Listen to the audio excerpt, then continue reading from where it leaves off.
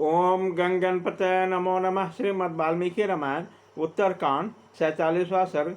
लक्ष्मण जी को सीता जी के नाव से गंगा जी को उस पार पहुंचाकर बड़े दुख से उनके त्यागे जाने की बात बताना। मल्लाहों की नाव विस्तृत और सुसज्जित थी। लक्ष्मण ने उस पर पहले सीता जी को चढ़ाया, फिर स्वयं चढ़े। उन्होंने रथ सहित सुमंत्र को वहीं ठहरने के लिए कह दिया। फिर शोक से संतप्त होकर नाविक से कहा, चलो। तदंतर भगीरथी के उस तट पर पहुंचकर लक्ष्मण जी के नेत्रों में आंसू बहराए और उन्होंने मिथिलेश कुमार सीता से हाथ जोड़कर कहा, विद्यानंदिनी, मेरे हृदय में सबसे बड़ा कांटा वही खटक रहा है। आज रघुनाथ जी ने बुद्धिमान होकर मुझे वह काम सौंपा है जिसके कारण लोक में बड़ी निंदा होगी। इस दशा में मुझे मृत्यु के समान नियंत्रणा प्राप्त होगी, अथवा मेरी साक्षात मृत्यु ही हो जाती तो मेरे लिए परम कल्याणकारक होते, परंतु इस लोक निंदित कार्य में मुझे लगाना उचित नहीं था। शोभने, आप प्रसन्न हो, मुझे कोई दोष न दो। ऐसा कहकर हाथ जोड़े वे लक्ष्मण पृथ्वी पर गिर पड़े।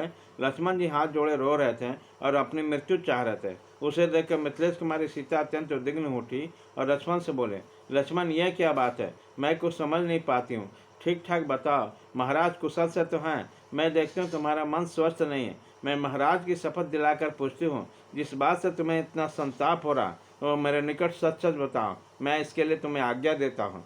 विदेह नंदिनी के इस प्रकार प्रेरित करने पर लक्ष्मण दुखी मन से मुंह नीचे किए अश्रुगद्गद कंठ द्वारा इस प्रकार बोले, जनक नंदिनी, नगर और जनपद के में आपके विषय में जो अत्यंत भयंकर अपवाद फैला है उसे राज्यसभा में सुनकर श्री रघुनाथ जी का हृदय संतप्त हो उठा और मुझसे सब बात बताने महल में चले गए, बताकर चले गए।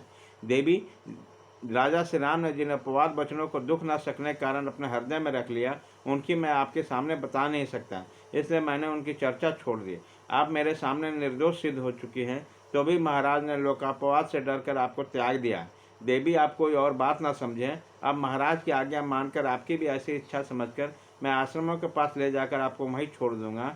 शुभ। यह रहा गंगा जी के तट पर ब्रह्मर्षियों का पवित्र रमणीय तपोवन, आप विषाद न करें। यह मेरे पिता राजा दशरथ के घनिष्ठ मित्र महान यशस्वी महर्षि मुनिवर वाल्मीकि रहते हैं। आप उन्हीं के महात्मा के चरणों के छाया के आश्रय लेकर यहाँ सुखपूर्वक रहें। जनक आत्मजय, आप यहाँ उपवास परायण एकाग्र होकर निवास करें। देवी, आप सदा श्री रघुनाथ जी के हृदय में रहकर प्रतिव्रत का अवलंबन करें, ऐसा करने से आपका परम कल्याण होगा। इस प्रकार श्री वाल्मीकि निर्मित तारस रामायण आदि का आपके उत्तर कांड में 47वां सर्ग पूरा हुआ।